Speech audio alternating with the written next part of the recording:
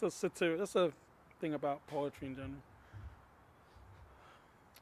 Forget Maslow. Every human being is born with a basic need to feel better than everybody else. So, what better way to satisfy one daily dose of doctor recommended I feel so soft myself medicine when attending any one of your regularly scheduled spoken word poetry sessions, especially if you just found out that your lover is cheating. So, you've lost that loving feeling, but don't worry, be happy.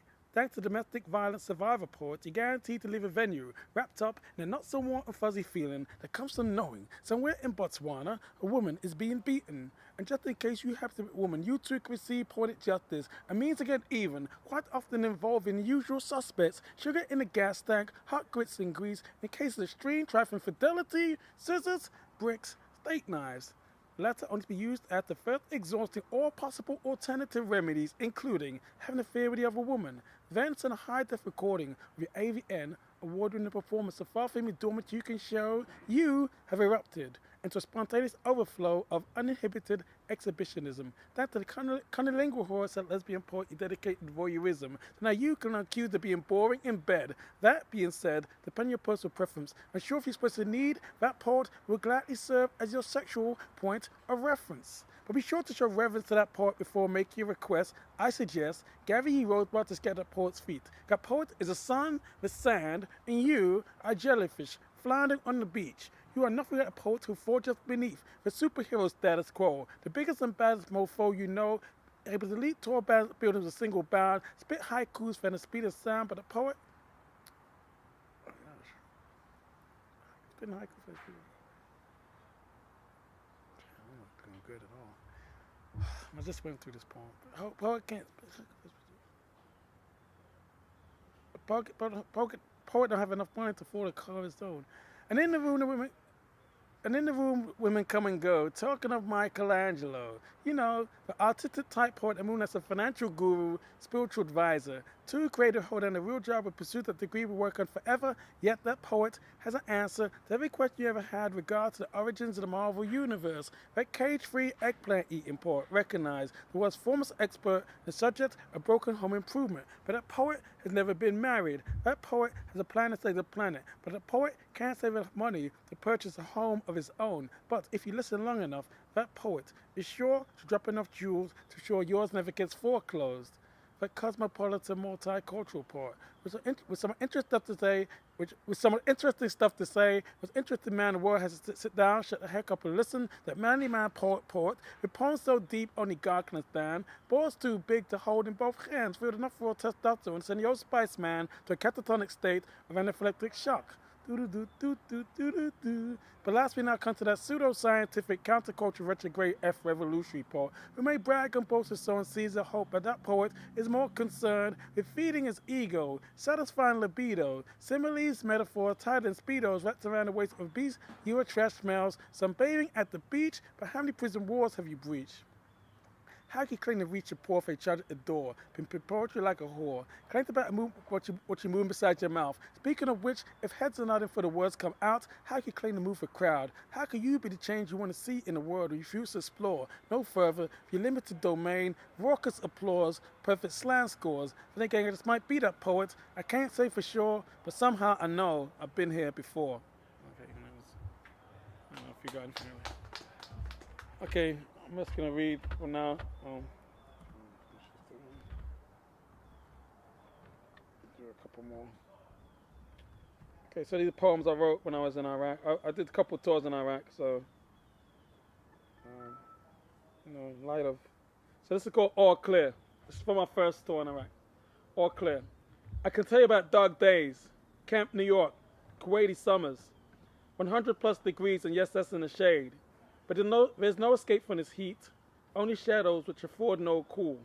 For its effects drain and permeate all. By midday, the bottles of water stacked in boxes are boiling hot, so they're no use, at least in terms of drinking. Then all of a sudden you hear the siren, somebody yells, gas, gas, gas. Everybody starts running, shuffling, struggling to get their gear on. Nobody does nothing but you wish you had. Because once you put that mask on, you can't wait to take it off. You feel trapped. You feel closed in. And that's before even more soldiers start pouring in. Now you wish you weren't the first one in that bunker. Trust me, you can't wait for it to be done and over. You hear people almost piled on top of you, and you find yourself in the middle, everyone jostling for position, hoping for the opening. But you've been slowly walked towards the center, and it's only getting hotter. Your mask feels no better. In fact, more than ever, its rubber sucks upon your skin. You want to take it off, but then you think about the rumors, and you know you'll get screened on if you do. Who knows? In this climate, perhaps an Article 15 or court-martial. So you try to remain composed, even though it feels as if you're about to melt. You grab your canteen and try to drink. However, your gloves are in the way. It's dark. The bodies have blocked out the light. You're now in a virtual ball, almost dead to the world, curled up. You are getting close to vomiting. You feel stuck. Plus, you're really sick. You got a real bad headache. You're starting to cramp. You want to say something, but you can't. Be a loser. Can't be a coward because you're a soldier. This is what your drill sergeant trained you for, but your recruiters forgot to mention. Then there's a boom. The ground shudders. It sounded something like thunder, but you know where you are, so you know better. Everybody's talking, but all you can hear is murmur. Then you wonder if there's going to be any more. Other than that, everything is just a blur, because it seems the same after an hour. Because it all seems the same after an hour, and the only thing that isn't is when you get the all clear. That's the poem. All clear. Okay, this one's called Peace in Iraq. The last of the sun leaks over the horizon, painting orange and reddish streaks across a purplish sky. As day's light wanes, it dies, giving way to a red moon's rise. I attempt to soak it all in with war-weary eyes, while my ears absorb wild dogs' cries. I swear I even hear the desert sigh, yet the heat remains insufferably high. A gentle breeze cools yet dries, as crickets greet the darkness a fitting bye-bye, and camel spiders dance with scorpions no longer shy. For a moment I feel I'm able to recline, until by distant boom I am reminded there's no peace in Iraq even when you think you find it.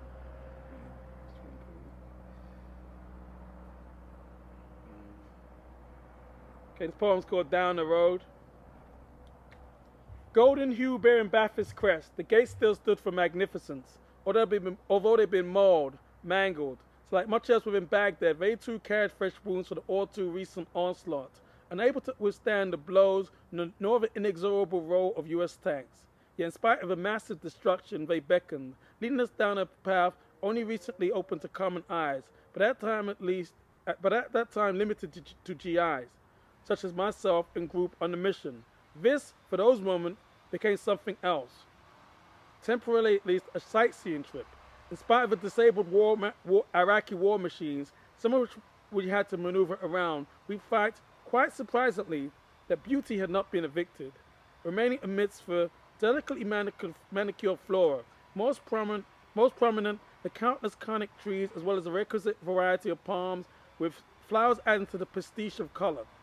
On both sides of a splendid street, giving way to palatial sprawl, I counted at least 8.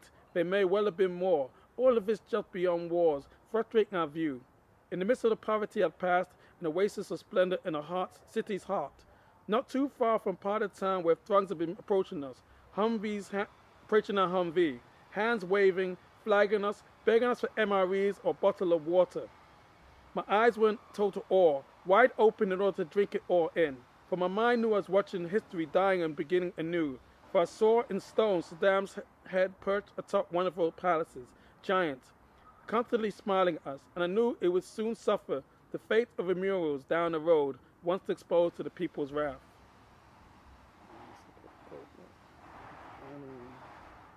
It's been a while. It's funny because I haven't read these in a while, so it's like I want to bring back memories.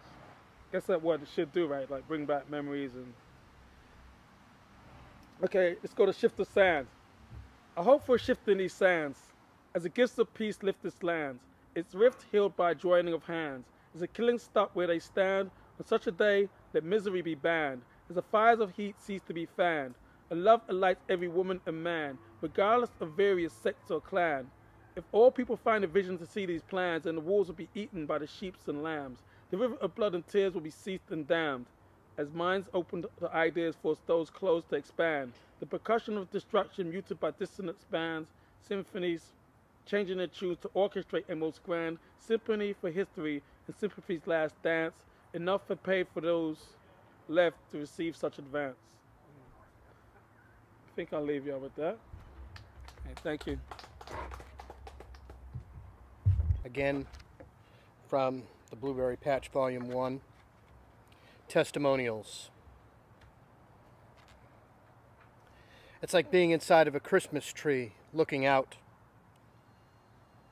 It's a good place to find good energy in a gathering of good souls with a side order of nostalgia.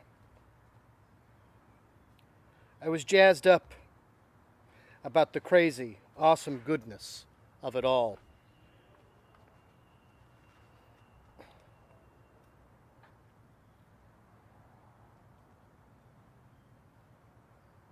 It's giving and living. It's just what Dallas says it is. It's survival. To live is to give. If you're giving of yourself, your art, your soul, I come here to invest in my own art. I want to thank Malcolm, Jude, Martha, Mark, Kurt, and Dallas and Peter for allowing this to happen. Also give thanks to the Blueberry Patch and to the Ink Tank. And we will be here the first Sunday of December, which is the 8th. And we're going to be here talking about Hunter S. Thompson, which is our December literary afternoon. That's it. Call it a day.